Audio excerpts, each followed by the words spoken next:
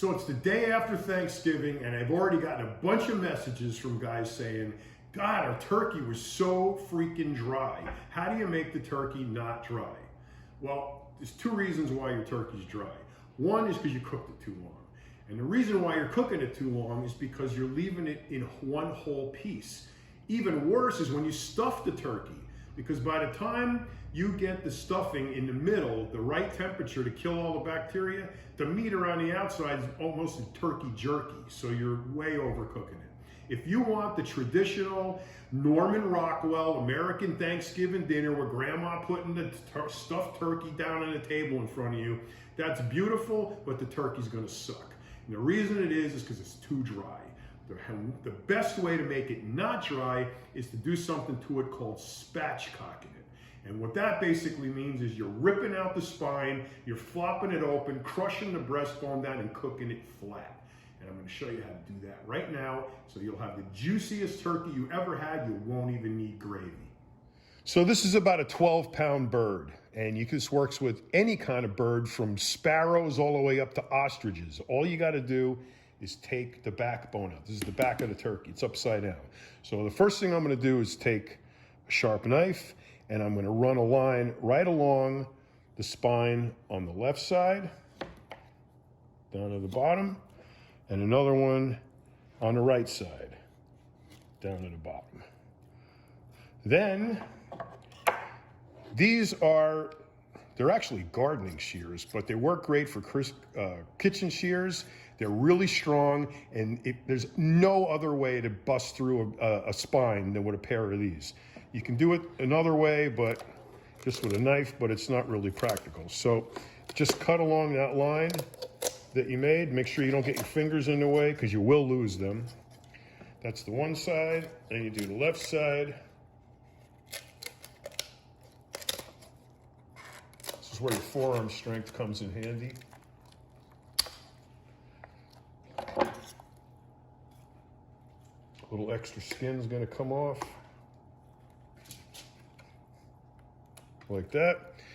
So there's the bird with you're going to take this piece out too. This is what's affectionately referred to in Italian kitchens as the Pope's nose, but it's basically the tail. It's all fat.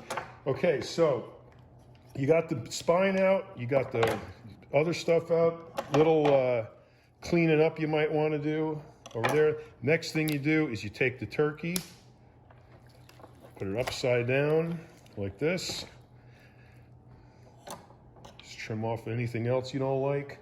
And basically, you're going to take the breastbone and crush it. And turn it over. Flop it like that. And then we're going to season this. Now that that's opened up, I'm going to season it. Remember, guys, plastic. Do not cut your turkey, your raw turkey, chicken, any poultry on the wood. The wood's porous, it's going to absorb the juice and whatever other parts of it, and the easy way to get salmonella or other kind of food poisoning. So always remember plastic so you can wash it. I use Greek seasoning. I love this. I use it for everything. You can use salt and pepper. It doesn't matter. You can use anything you want. Just season the meat side like that. A little rub. Flip it over.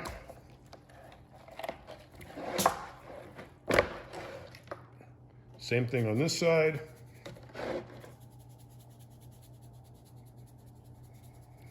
And then it goes on the roasting pan.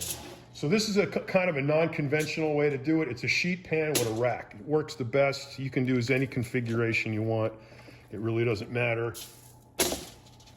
That's basically what it looks like. Now it's ready for the oven. You're gonna cook it at 400 degrees for about an hour. But I would recommend start checking it for a bird this small, start checking it at about 45 minutes. It cooks way faster this way. Usually you're talking 20 minutes a pound, 25 minutes a pound if it's stuffed.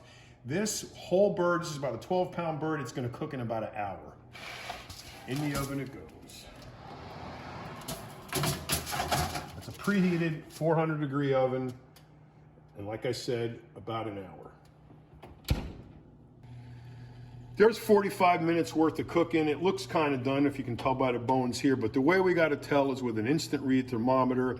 It's got to read 165 at least in the thickest part of the breast or you're going to get sick. So let's stick that in there and see where it ends up. So you can see that's at 150. It needs about 15 more degrees, but remember, it's still going to cook a little bit when you take it out of the oven. It's still heating up, so you can pull it out at a little under 165, but 160, I mean. But right now, it's just a little too undercooked. So we're going to pull that out and stick it back in the oven. So that was in for about 10 more minutes. When you get that close to the temperature, you want to check it every 10 minutes. So there's 160 right now. Take that out, put a piece of foil over it, and let it rest 30 minutes. During that 30 minutes, you're cooking the stuffing in the oven, so everything's going to be perfect. So that's been about half an hour. What you're going to notice is there's very little pan drippings in here. That's because most of the juice is in the bird, where it belongs. When you're going to cut this up, I'm not going to bore you with carving it, but if you just slice here and here, you'll remove the leg and thigh sections, which is going to leave you with the wings and the breast. The breast is really easy. You cut down here and cut down here, and as your knife follows the rib cage, it's going to come all off in one giant piece. I'll show you that in a sec. So that's the entire breast half, all in one piece, and I'm going to slice this now, and you can see how absolutely tender and juicy it is. You're just going to absolutely love this. There you go. You can add gravy if you want. You can add mashed potatoes. You can add cranberry sauce. You can add all you want. This is just the basic idea for you, the way you can have a great, clean holiday meal without too much fuss. I'm not going to bother giving you the nutritional breakdown. If you guys don't know how many calories and grams of protein are in turkey right now, you're not a bodybuilder.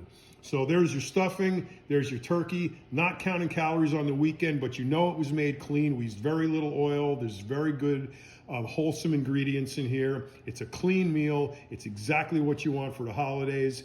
So cook, enjoy, and I'll see you next time on Gaspari Kitchen.